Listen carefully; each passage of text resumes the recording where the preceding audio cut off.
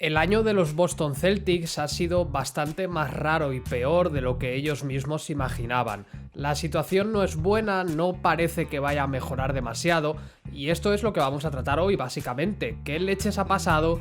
¿Por qué están así? Y si hay posibles soluciones, que ya os avanzo que es complicado. Así que vamos al lío. En poco más de mes y medio, la verdad es que estamos bastante cerca, empiezan los playoffs de la NBA. ¿Y qué sucede ahora mismo? Que los Boston Celtics están en octava posición, con récord negativo, y les queda un partido para llegar a los 50 de 72, un balance bastante negativo. Sí que es cierto que hay que coger la posición con pinzas, porque básicamente entre el cuarto puesto y el noveno décimo apenas hay diferencia, pero para lo que eran las expectativas, para lo que se esperaba de ellos, para lo que ellos mismos esperaban, la verdad es que están francamente mal. Una cuarta, una quinta posición ya era caer, ya era bajar, así que imaginad lo que es una octava por detrás de equipos como por ejemplo Atlanta o Nueva York, la sorpresa del año básicamente, o al menos en el este. Pero no hemos venido a hablar de ellos, hemos venido a hablar de Boston y todo lo que ha sucedido. Y ya os digo que hay muchas causas, algunas evitables realmente, otras que te tocan y te aguantas y mala suerte, pero es lógico, es normal que los aficionados, que la prensa, que la gente que sigue mínimamente al equipo pida explicaciones, pida cabezas, pida básicamente que cierta gente sea despedida, y aunque hay que poner todo en su contexto, que es lo que vamos a hacer en este vídeo, lo cierto es que por lo menos en este verano, una vez acabe la temporada, más de una persona y más de dos van a tener que dar explicaciones. Y dicho esto, vamos a ir ya con el vídeo. Pero si queréis más contenido en NBA, si queréis más vídeos como este, pero de otros equipos, de jugadores, más análisis, oye, suscribíos, que es gratis, activad la campanita que os cuesta un segundo, dejad un buen like y ahora sí, vamos con el vídeo. Este año en los Boston Celtics hemos visto pasividad defensiva, muchos problemas en ataque, inconsistencia a la hora de jugar, estrellas que no han terminado de rendir como estrellas, problemas con la rotación, problemas en el puesto de pivot. Todo esto lo comentaremos más adelante, pero sí que es cierto que hay una persona, por lo menos, de toda la dirección del equipo, que está siendo señalada, que está siendo muy criticada, con razón, aunque alguna cosa que otra no tanta, y creo que lo mejor que podemos hacer es viajar al pasado, volver atrás, tampoco mucho la verdad, vamos a ir al veranito, o más que al verano, al final de la temporada anterior, vamos a ir a la agencia libre y recordar un poco qué sucedió en todo este proceso. Vamos a recordarlo rápido, tampoco nos entretengamos. ¿Qué tenemos? Finales de conferencia, muy bien, perfecto, pierden con Miami. Necesidades muy claras. ¿Qué sucede? El puesto de pivot, que ya estaba cojo, la posible salida de Gordon Hayward, que estaba pendiente, y la rotación. A Boston le faltó eso, rotación, le faltó un plus, tener un equipo más profundo. Porque, como todos sabéis, y no vamos a entretenernos, Tatum ya es una estrella, Jaylen Brown es muy bueno, Kemba Walker llegó como estrella, y bueno, que realmente al equipo le hacía falta profundidad, tener a menos chavales y más veteranos que respondan, además de esa carencia en el puesto de pivot que se sigue notando. ¿Qué sucedió en la agencia libre? Pues bueno, que a lo mejor las cosas no se hicieron muy bien. Llegó Tristan Thompson con Jeff Teague de la mano, Hayward se fue hacia Charlotte dejando una excepción salarial muy golosa y salieron más secundarios del equipo. La cuestión con los Celtics era que la base del proyecto, la base más importante, los pilares clave, vaya, ya estaban puestos y ahí no había dudas. ¿Cuál era el problema? Que había que reforzar todo lo que había alrededor. Y lo cierto es que no sucedió. Evidentemente, aunque las dudas ya estaban hace 50 partidos, después de casi toda la temporada, se ha visto que la cosa no funcionó, que Tristan Thompson acabó siendo un error, que Jeff Teague directamente fue cortado del equipo, tuvo que largarse, y encima llegó el trade deadline y con más razón han aparecido más críticas, porque el equipo no solo no se reforzó, es que perdió piezas en puestos clave, y evidentemente la crítica es lógica, vamos a verla poco a poco. Danny Ainge se quitó a Theis por motivos económicos, llegando Wagner y Cornet a cambio, que son peores jugadores. Y aunque sí que es cierto que Fournier cubría ciertas carencias del equipo, se crearon otras que podían acabar siendo incluso peores. Y luego tenemos otro problema también bastante grande y son las expectativas respecto a lo que luego sucede. Toda esta agencia libre y también después el trade deadline hubo rumores que si Harrison Barnes, que si Vucevic, que si no sé quién, que si no sé cuántos, y lo cierto es que a Boston no llegó prácticamente nadie. Fournier, aunque es un repuesto interesante, aunque es un recambio bastante decente la verdad, Sucede que llega y a la vez se crean otras necesidades, se crean otros problemas y otros se agravan todavía más. No me quiero meter yo con Cornet ni con Mo Wagner porque al final ellos están en la NBA y yo soy un pringado haciendo vídeos en YouTube.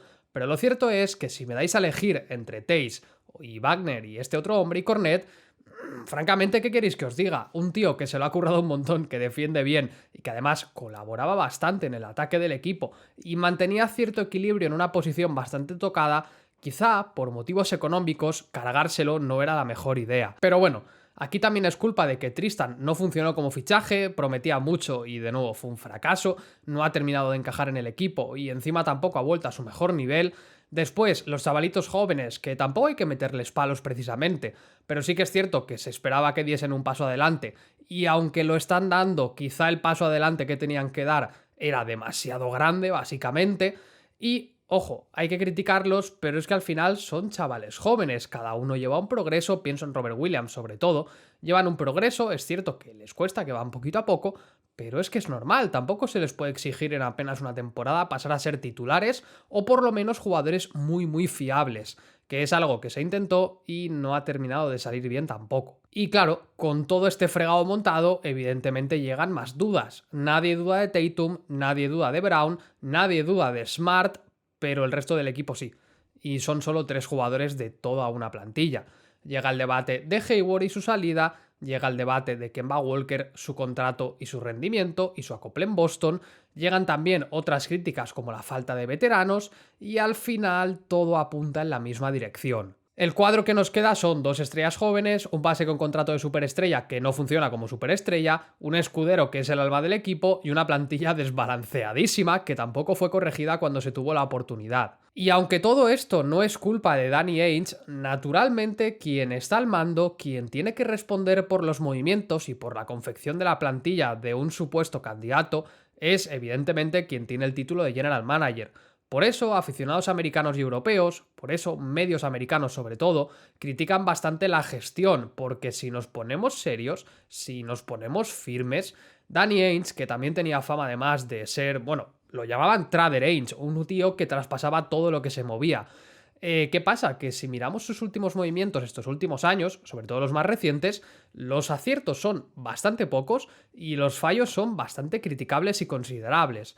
Por eso hay una corriente que pide su despido y que Mike Zarren, que nunca sé si lo pronuncio bien, tome el relevo. Básicamente creo que hay parte de razón, creo que tiene que dar explicaciones, sobre todo porque lo que hemos visto en estas últimas 2-3 temporadas es que siempre hay muchas promesas, siempre hay mucho rumor interesante y aunque esto nunca depende solo de un general manager, lo cierto es que las expectativas y la realidad han sido completamente diferentes, y esto señala mucho y muy fuerte a Danny Ainge. Pero preparando el vídeo, y así de paso saltamos a otra sección y a otra persona bastante criticada este año, leyendo unas declaraciones que me han parecido bastante interesantes, las vemos y las comentamos, creo que hay más responsables, evidentemente, esto no es solo cosa de una persona.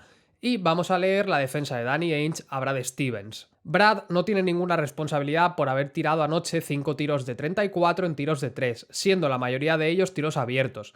No tiene responsabilidad cuando los jugadores improvisan y juegan con falta de emoción después de fallar los tiros. Aunque luego reculó en esta misma entrevista, que por cierto tiene un par de días, no es que esto sea viejo, es de la última derrota hace eso, 2-3 días, luego pidió disculpas o más que eso le echó un poco la culpa a todo el mundo, él incluido, pero lo cierto es que Ainge defendió bastante a Brad Stevens. Y el tema de la emoción, la falta de ímpetu, de ganas, que el equipo no juega lo suficientemente bien, lo suficientemente fuerte, que falta carácter, es una cosa que se ha utilizado bastante como excusa o como motivo por el mal momento de los Celtics.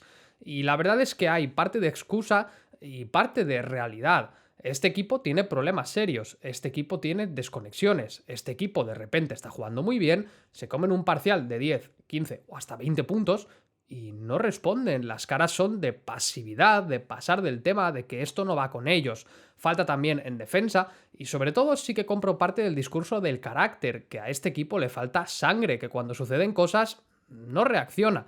Y esto es bastante grave, pero también señala al entrenador. Pongamos un ejemplo de que todo esto se traduce también en estadísticas. La temporada pasada los Celtics fueron el 12º equipo con más victorias en partidos apretados. Esta temporada son el 27º, apenas ganando un partido de cada 3 en estas situaciones. Y lo cierto es que hay muchas más cosas que podríamos comentar, más allá de los parciales, de la pasividad defensiva, otras que van directamente con problemas de la plantilla que por muchas ganas que tú le eches no se resuelven, pero es que el equipo tiene carencias que sí que se resuelven partiéndote un poco la cara, echándole ganas. ¿Y cuál es el problema? Que este equipo se pone excusas. Estas declaraciones que os he leído de Ainge también las ha hecho en la misma línea Brad Stevens, también las ha hecho en la misma línea Marcus Smart, también las han hecho en la misma línea estrellas como Tatum, y al final es un poco eso, que a este equipo le faltan ganas. Por ejemplo, Smart decía que la plantilla ha tenido problemas personales muy serios, y el problema es que esto sí que es una excusa. Y me diréis, bueno, pero es que los han podido tener, tampoco los cuentan. Claro, el problema es que no son el único equipo en la NBA que ha tenido problemas serios. Vamos a ceñirnos, por ejemplo, al COVID. Pues nos vamos, por ejemplo, con Miami, un equipo que empezó horriblemente mal, un equipo que además tuvo fuera a Jimmy Butler bastante tiempo, a su cara principal, un equipo que sobre el papel tiene menos talento y sin embargo, oye, están cuartos, han escalado y empezaron horriblemente mal. Pero fatal, lo que pasa es que ya no nos acordamos porque tienen 25, 30 partidos muy decentes, pero empezaron fatal, ¿eh? Y han conseguido escalar. O vamos también al tema de lesiones, que una de las cosas que se quejaba Boston era que sus jugadores se habían lesionado y no habían podido jugar entre ellos. Bueno, explicádselo a Brooklyn, que tiene a Durant fuera desde hace semanas. Explicádselo a Filadelfia, que sigue ganando partidos aunque Joel Embiid, su candidato a MVP, ha estado fuera. O se lo podemos explicar a Atlanta incluso, un equipo que se ha comido lesiones bastante grandes, que despidió a su entrenador, que ha tenido problemas bastante gordos de vestuario, y también están por encima, siendo un equipo supuestamente peor. Vamos a dejarlo ahí.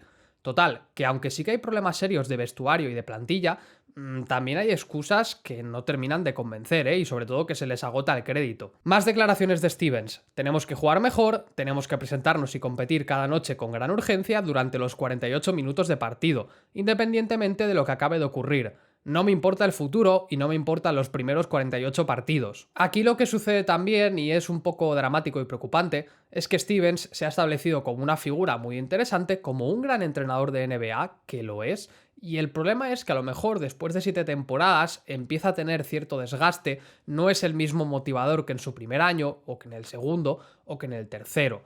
Sobre él también se ha establecido el mito, aunque es bastante realista, de que rinde muy bien con plantillas limitadas con talento. ¿Cuál es el problema? Que tú con esta plantilla, con una joven superestrella como Tatum, con un gran escudero como Brown, con Smart o con Kemba Walker, solo con estos 4 nombres, ya tienes a 4 jugadores muy potentes, con mucho talento y casi con más talento acumulado que otras plantillas enteras de Boston en años previos. Si eres incapaz de rendir con una plantilla que sí está desbalanceada, que tiene problemas, pero que no está para estar tan hundida, empiezan las críticas y en parte son razonables. Y yo por eso no lo despediría, por ejemplo, no ya desde luego, pero sí que vería que leche se está pasando ahí. Sobre todo porque creo que lo que es su crédito, la confianza que tienen en él, ya no es tan grande como hace un tiempo, como hace apenas un par de temporadas. Y bueno, que hay cosas que dependen íntegramente de él. La gestión de los tiempos muertos, ciertas jugadas, ciertas rachas en ataque. Vale que él no tira los triples, vale que él no falla las jugadas, pero sí que puedes hacer cambios, sí que puedes sentar a un jugador, sí que puedes plantear otras alternativas, y no solo que de repente Tatum tire 30 veces, Jaylen Brown 25 y ya veremos qué leches pasa, porque eso, más de una vez se ha visto que acaba con 17 puntos de uno, 15 del otro y una derrota como una casa.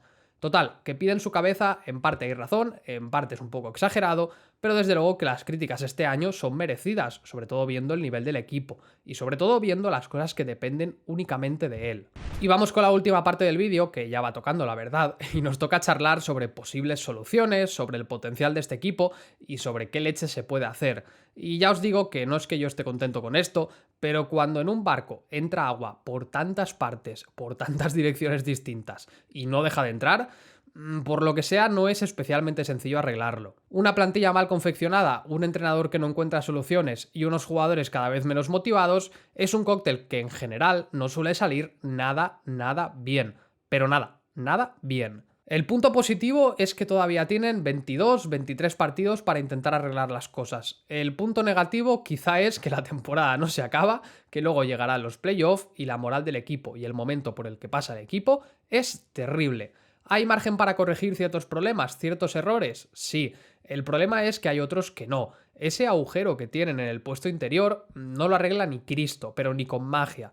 Otros problemas, como las desconexiones del equipo en defensa o los problemas de continuidad en ataque, se pueden mejorar, sí, pero cuantos más partidos han pasado y menos soluciones se han dado, esto no es una cosa que haces y ya está, y se arregla todo, y defiendes muy bien y atacas perfecto.